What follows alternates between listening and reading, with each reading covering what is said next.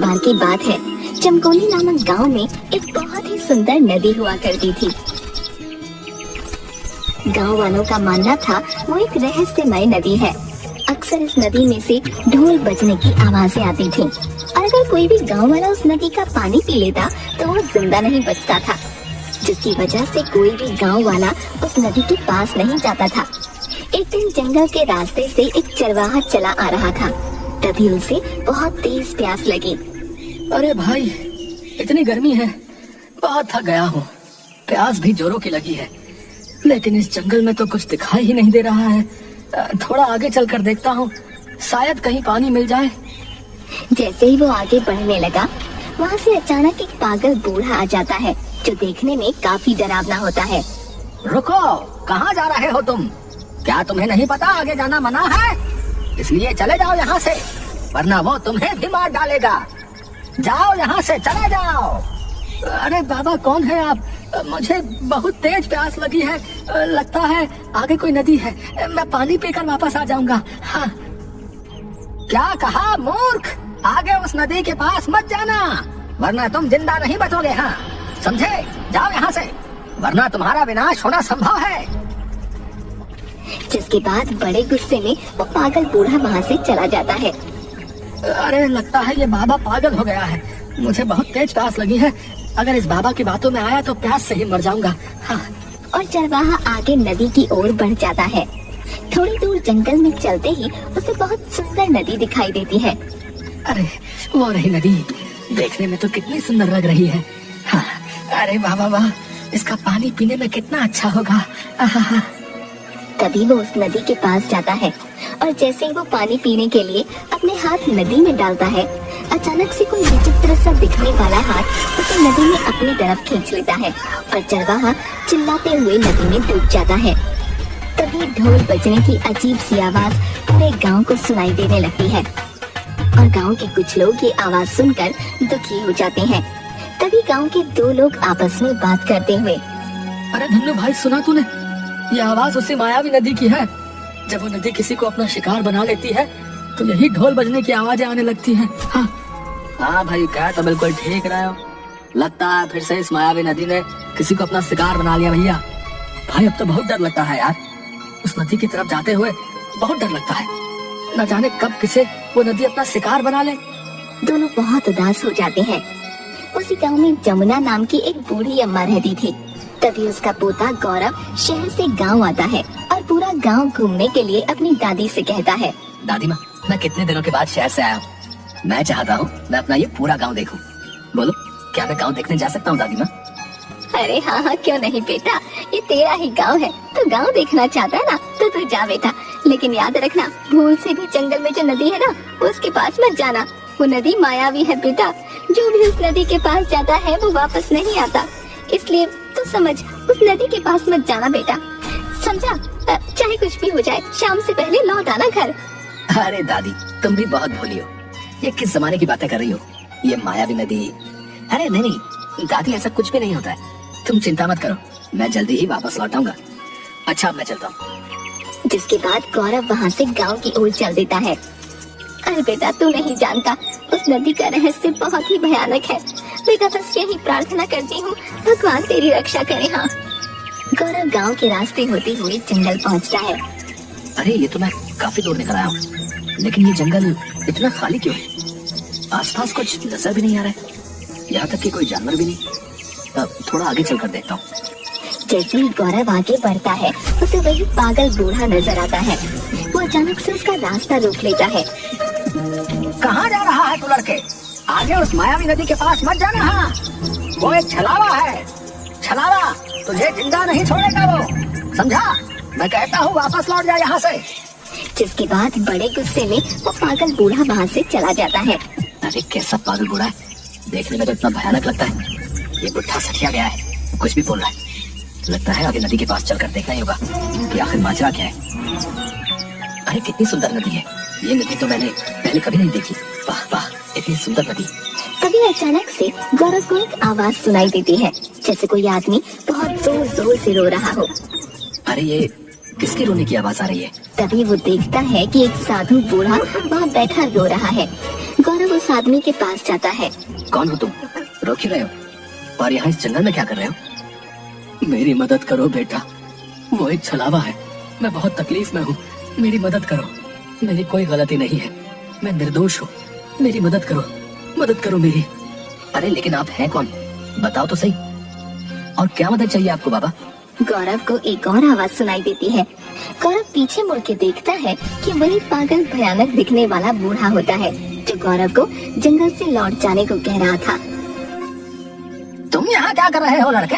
तुमसे बोला है ना जाओ यहाँ से, वरना ये मायावी नदी तुम्हें भी अपने माया जाल में फंसा लेगी। हाँ चलो जाओ यहाँ से। बाबा मैं तो बस जा ही रहा था, वो तो मुझे ये बूढ़ा साधु रोते हुए दिखाई दिया, इसलिए मैं यहाँ आ गया। कौन? लड़के किसकी बात कर रहे हो तुम? यहाँ तो कोई रोता हुआ नजर ही नहीं आ रहा है। मैं कहता हूँ चले जाओ यहाँ से। तभी गौरव अपनी गर्दन घुमाकर पीछे देखता है और देखता है कि सच में वहाँ कोई नहीं है। गौरव ये देखकर हैरान हो जाता है। अरे लेकिन वो बूढ़ा साधु तो यही था, मैं सच बोल रहा हूँ, वो यही था। हाँ सच। अरे ओ लड़के, लगता है तू पागल हो गया है। शाम होने को है, तू जहाँ से आया है वहीं वापस चला जा, समझा? वरना अच्छा नहीं होगा। जा चला जा यहाँ से। वो एक छलावा है, छलावा, वो तुझे जिंदा नहीं छोड़ेगा। अगर अपनी जान प्यारी है तो चला जा यहाँ से। अरे ये आप क्या बोल रहे हैं? कौन है छलावा? मेरी तो कुछ समझ नहीं आ रहा है, बताओ मुझे, आप किस छलावे की बात कर रहे हैं, बताओ। देखो लड़के, मैंने तुझे बोला ना, जा यहाँ से। तेरे सवालों का मेरे पास कोई उत्तर नहीं है। जा यहाँ से, वरना अच्छा नहीं होगा, समझा? उससे कोई नहीं बच सकता है। जा चला जा यहाँ से। अच्छा ठीक है बाबा, जाता हूँ। मुझे भी ये जगह बहुत अजीब लग रही है। जिसके बाद वो वहाँ से अपने घर आता है, जहाँ पर गौरव की दादी उसका इंतजार कर रही थी। अरे आ गया तू, कहाँ रह गया था? कब से इंतजार कर रही थी। तू नहीं जानता कब से मेरा मन बैठा जा रहा था। सोच रही थी कहीं तू उस जंगल में उस मायावी नदी के पास तो नहीं चला गया। बता कहाँ रह गया था तू? अगर मैंने दादी को बताया कि मैं जंगल में उस नदी के पास गया था तो बहुत डांट लगाएगी। नहीं, मैं दादी को नहीं बताऊंगा कि मैं वहाँ उस मायावी नदी के पास गया था। अरे दादी तुम बेकार में ही चिंता करती हो, मैं तो बस रास्ते में अपने बचपन के दोस्त सोनू से बातें करने लग गया था। अब तुम तो जानती हो सोनू को, कितनी बातें बनाता है। इतने दिन बाद उससे मिलना हुआ तो बस दोनों बचपन की बातें करने लगे और घर आने में देर हो गई। अच्छा ठीक है, तू कहता है तो मान लेती हूँ तेरी बात। अच्छा तू अब जल्दी से हाथ मुंह धो ले, मैं तेरे लिए रोटी लेकर आती हूँ। हाँ ठीक है दादी, वैसे भी मुझे बहुत जोरों की भूख लगी है, जल्दी से अपने हाथ का गर्मा गर्म खाना खिला दो। जिसके बाद बूढ़ी अम्मा गौरव को खाना लाकर देती हैं। गौरव बड़े चाव से अपनी दादी के हाथ का खाना खाता है और अपनी झोपड़ी में आराम करने लगता है। लेकिन गौरव जंगल में अचानक से गायब हुए उस साधु बूढ़े के बारे में सोच रहा था। न जाने जंगल में बैठा वो साधु बूढ़ा रो क्यों रहा था और वो अचानक से कहाँ गायब हो गया। ऐसा तो मैंने पहले कभी नहीं देखा। लगता है जरूर उस जंगल में कुछ तो है जो गांव वाले नहीं जानते। मुझे कल फिर से उस जंगल में उस मायावी नदी के पास जाकर देखना ही होगा, आखिर क्या रहस्य है उस मायावी नदी का। सुबह गौरव नींद से उठता है और देखता है गांव वालों का बहुत शोर हो रहा है। गांव की एक औरत बैठी जोर जोर से रो रही थी और उसके पास गांव वालों की भीड़ लगी थी। हाय सोमू के बाबू रात को उस जंगल की तरफ कुछ लकड़ियाँ लेने गए थे। मैंने उन्हें कितना मना किया था वहाँ मत जाइए, लेकिन वो माने ही नहीं। अब देखो वो रात से वापस ही नहीं लौटे। ये क्या हो गया, अब मैं क्या करूँगी? अरे आप ये क्या बोल रही है? आपके पति जंगल से वापस नहीं आए, आखिर क्या हुआ है उन्हें, बताओ मुझे। अरे बेटा तुम्हें नहीं पता, उस जंगल में उस मायावी नदी के पास जो भी गांव वाला जाता है वो लौट कर वापस नहीं आता है। वो नदी मायावी है बेटा, वहाँ से कोई जिंदा वापस नहीं लौटता है। गौरव को ये बात बहुत हैरान कर देती है। आखिर क्या रहस्य है उस मायावी नदी का? सच में वो एक मायावी नदी है जो गांव वालों को मार डालती है? मुझे इसका पता लगाना ही होगा। गौरव जंगल में मायावी नदी के पास जाता है और शाम हो जाती है कि अचानक से गौरव को किसी की आवाज सुनाई देती है, मानो कोई किसी की आराधना कर रहा हो। ओम द्वितीय देव प्रसन्न हो, ओम द्वितीय देव प्रसन्न हो, ओम द्वितीय देव प्रसन्न हो, आओ मेरे समक्ष प्रस्तुत हो। अरे ये अजीब सी आवाजें कहाँ से आ रही है? चलते चलते गौरव जंगल में मायावी नदी के पास चला जाता है और वो जो देखता है उसे देखकर गौरव हैरान रह जाता है। वो देखता है कि वही पागल बूढ़ा एक बहुत बड़े राक्षस की तस्वीर के आगे बैठा है, आराधना कर रहा है और वहाँ पर कई शव रखे हुए हैं। ओम द्वितीय देव प्रसन्न हो। आज बस एक और इंसान की बलि देनी बाकी है आपको, फिर उसके बाद आप प्रसन्न हो जाएंगे और मुझे संसार में सबसे अधिक शक्तिशाली होने का वरदान मिल जाएगा। ये सब देखकर गौरव के होश उड़ जाते हैं। ये सब यहाँ क्या हो रहा है? ये तो वही पागल बूढ़ा है, लेकिन ये यहाँ ऐसे और इसके पास इतने सारे इंसानी शव यहाँ क्या कर रहे हैं? यहाँ किसे प्रसन्न करने की कोशिश कर रही है? कौन है ये राक्षस? मेरी तो कुछ समझ में नहीं आ रहा है। कि तभी फिर से किसी के रोने की आवाज सुनाई देती है। अरे तो बिल्कुल वैसे ही रोने की आवाज है जैसे मैंने कल सुनी थी। गौरव अपनी उल्टी दिशा की तरफ चलने लगता है और देखता है वही बूढ़ा साधु नदी किनारे बैठा रो रहा होता है। गौरव उसके पास जाता है। अरे तुम तो वही साधु हो ना जो कल यहाँ बैठे रो रहे थे, और अचानक से तुम गायब कैसे हो गए थे? आखिर कौन हो तुम? बताओ मुझे, तुम रो क्यों रहे हो? मैं तुम्हारे बारे में जानना चाहता हूँ, बताओ मुझे। मेरी मदद करो बेटा, मुझे मुक्ति दिलाओ। मैं तो कई साल पहले ही मर चुका हूँ, लेकिन मेरी आत्मा आज भी यहीं भटक रही है। उस पापी को जब तक उसके किए की सजा नहीं मिलेगी, मेरी आत्मा यूं ही भटकती रहेगी, इसे कभी शांति नहीं मिलेगी। ये तुम क्या बोल रहे हो? क्या तुम सच में मर चुके हो? लेकिन कैसे? आखिर कैसे? और कौन है वो पापी जिसे तुम सजा दिलाना चाहते हो? बताओ मुझे। बेटा, बहुत साल पहले की बात है। मेरे पिताजी रायगढ़ के एक पुजारी थे। हम दो भाई थे। पिताजी ने हम दोनों भाइयों को एक समान ही सीख दी थी। मैं बचपन से ही बहुत होशियार और सीधा था, लेकिन मेरा भाई नीलनाथ उतना ही चालाक और घमंडी था। उसे बचपन से ही सबसे शक्तिशाली बनना था, इसलिए उसने इसका गलत रास्ता अपनाया। वो दिति नामक राक्षस की पूजा करने लगा और उस राक्षस को खुश करने के लिए इंसानों की बलि देने लगा।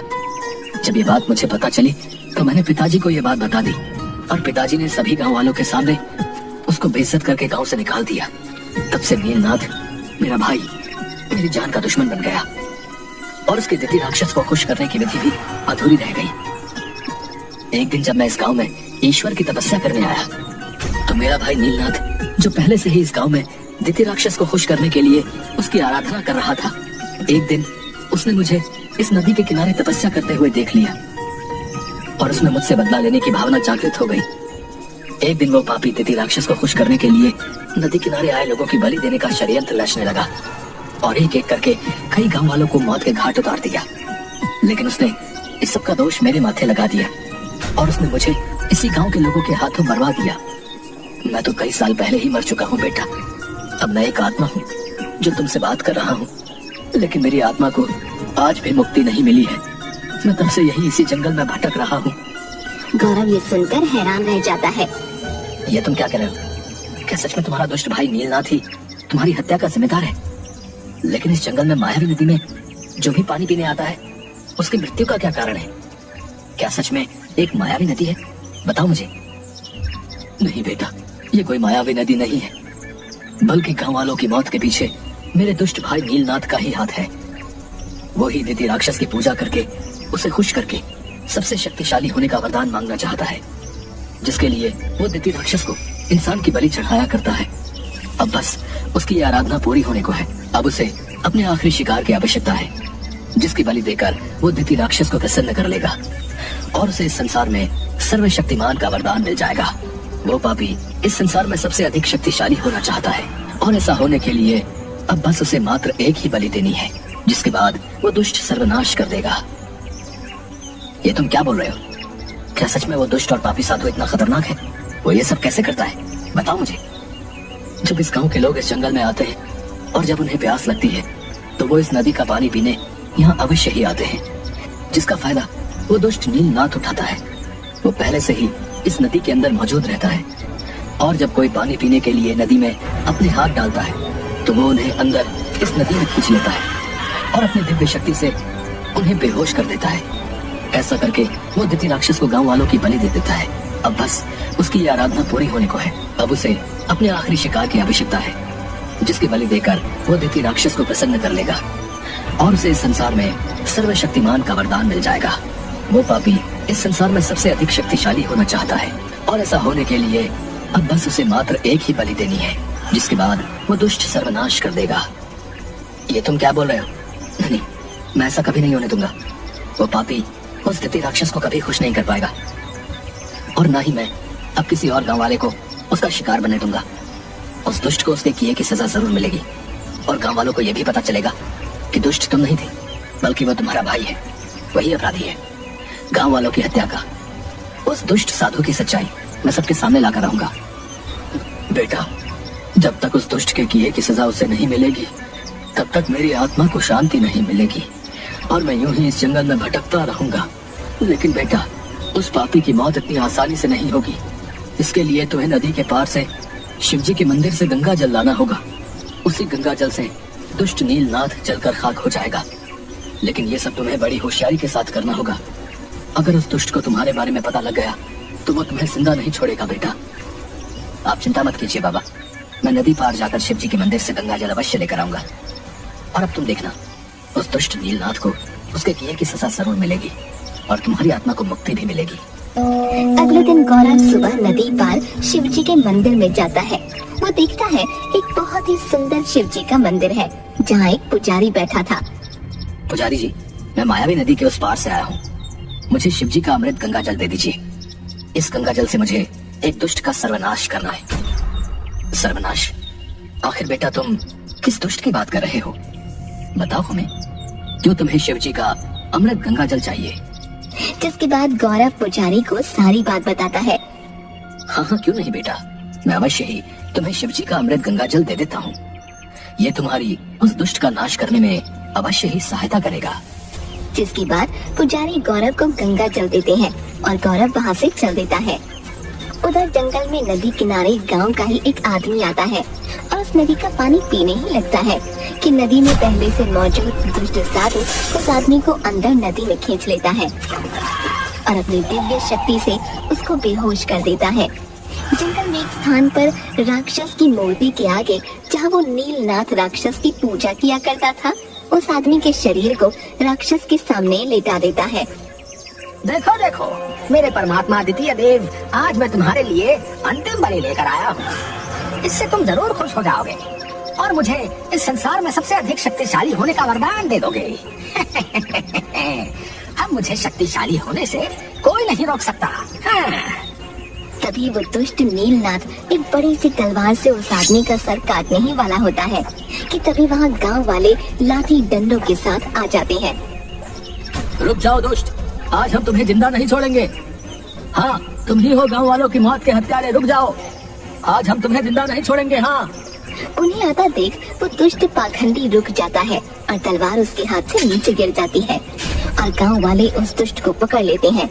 लेकिन दुष्ट पाखंडी देखते ही देखते गांव वालों के बीच से गायब हो जाता है और जोर जोर से हंसने लगता है। तुम मुझे कभी नहीं पकड़ पाओगे गांव वालों, ये तुमने अच्छा नहीं किया। आज मैं आखिरी बलि के साथ साथ अपने परमात्मा द्वितीय को तुम सबकी भी बलि दूंगा। हाँ, मैं तुम सबको मार डालूंगा। तुमने मेरी आराधना को भंग करने की कोशिश की, मैं तुम्हें मार डालूंगा। उसकी ये सब बातें सुनकर गांव वाले बहुत डर जाते हैं। तभी वो दुष्ट नीलनाथ फिर से दिखाई देता है कि तभी वहाँ गौरव गंगा जल लेकर आता है। दुष्ट नीलनाथ पापी, अब तुझे अपने किए की सजा जरूर मिलेगी। ये देख, अब तो जलकर खाक हो जाएगा, अब नहीं बच पाएगा। जितने भी तूने पाप किए हैं उसकी सजा अब तुझे जरूर मिलेगी। गौरव गंगा जल उस दुष्ट पाखंडी के ऊपर फेंक देता है। नहीं नहीं, ये तुमने क्या किया लड़के? मेरी इतने वर्षों की तपस्या को मिट्टी में मिला दिया। नहीं नहीं, ये तुमने अच्छा नहीं किया। और देखते ही देखते वो पापी जलकर भस्म हो जाता है। गांव वाले बड़ी हैरानी से ये दृश्य देख रहे होते हैं और सब अच्छे से समझ जाते हैं। तुम्हारा बहुत बहुत धन्यवाद गौरव बेटा। अगर कल रात तुम हमें यहाँ आने के लिए ना कहते तो हम इस दुष्ट पाखंडी की सच्चाई कभी नहीं जान पाते। हम हमेशा से यही समझते रहे कि ये नदी ही मायावी है जो गांव वालों की मौत का कारण है। लेकिन तुमने यहाँ आकर हमारी आंखों पर पड़ा इतना बड़ा पर्दा हटा दिया बेटा। अगर तुम ना होते तो आज भी वो पापी किसी न किसी की बलि दे रहा होता। सच में तुम बहुत ही बहादुर हो। तुम हमारे लिए इस गांव में एक फरिश्ता बनकर आए हो बेटा। अरे ये तो मेरा कर्तव्य था, आप लोग मेरा धन्यवाद मत कीजिए। ये गांव जितना आप लोगों का है उतना ही मेरा भी है, इसलिए मैंने जो कुछ भी किया वो अपने और अपने गांव वालों के लिए ही किया है। ये बात सुनकर सभी गांव वाले बहुत खुश होते हैं और गौरव को अपने गले से लगा लेते हैं। तभी गौरव को वो बूढ़ा साधु नजर आता है। तुम्हारा बहुत बहुत धन्यवाद बेटा। अब मेरी आत्मा को शांति मिल गई है। उस दुष्ट नीलनाथ को उसके किए की सजा मिल चुकी है। अब मैं यहाँ से जा रहा हूँ बेटा। तुम एक नेक दिल और होशियार इंसान हो। सदैव ऐसे ही रहना बेटा। जिसके बाद वो बूढ़े साधु की आत्मा वहाँ से हमेशा हमेशा के लिए चली जाती है और सभी गांव वाले बिना डर के फिर से खुशी खुशी रहने लगते हैं।